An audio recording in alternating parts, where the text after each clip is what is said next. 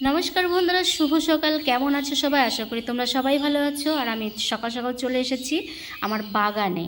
তো বাগান থেকে আমি কুমড়ো ফুল নিয়ে যাব কটা। আজকে সকাল সকাল দারুণ একটা রেসিপি করব কুমড়ো ফুল দিয়ে। তো আশা করি তোমাদের এই রেসিপিটা খুবই ভালো লাগবে। আমাদের তো খুবই ভালো লাগে। তো এই রেসিপিটা গরম গরম খেতে খুবই টেস্টি আর খুবই ভালো লাগে। তো কাদের কাদের ভালো লাগে এই রেসিপিটা তোমরা অবশ্যই কমেন্টে জানিও।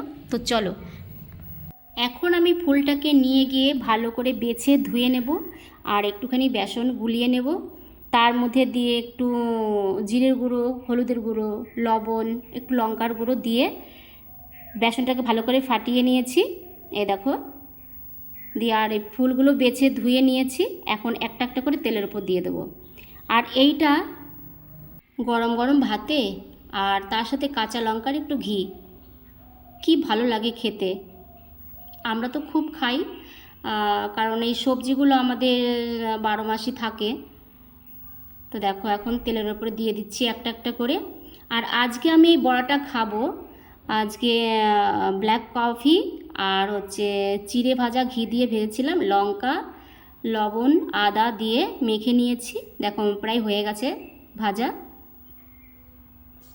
এখন আমরা বসে সবাই মিলে খাবো। এই দেখো, ব্ল্যাক কফি আর চিড়ে ভাজা। তো বন্ধুরা, কাদের কাদের ভালো লাগে চিড়ে ভাজার সঙ্গে কফির সঙ্গে? আমাদের তো বেশ ভালোই লাগে, আমরা মাঝে মাঝে এটা করি। তো ভিডিওটা কেমন লাগলো তোমরা অবশ্যই বলো, পাশে থেকো। আজকের মতো রাখছি, টাটা।